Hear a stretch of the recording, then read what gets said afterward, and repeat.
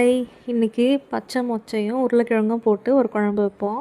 First ஒரு கடாயில் எண்ணெய் சேர்த்துட்டு கடுகு, சோம்பு, கொஞ்சமாக வெங்காயம் போட்டு நல்லா வதக்கிட்டு கட் பண்ணி வச்சுருந்த தக்காளியும் போட்டு நல்லா வதக்குங்க. கூடவே கொஞ்சம் உப்பையும் சேர்த்துக்கோங்க. தக்காளி நல்லா வெந்ததும் குழம்பு மிளகாய்த்தூள், மஞ்சள் தூள், தனி மிளகாய்த்தூள் இது மூணுத்தையும் சேர்த்து நல்லா கலந்து விடுங்க. நல்லா கலந்ததும் கட் பண்ணி வச்சுருந்த உருளைக்கிழங்கையும் க்ளீன் பண்ணி வச்சுருந்த பச்சை மொச்சையும் போட்டு நல்லா கலந்து விடுங்க.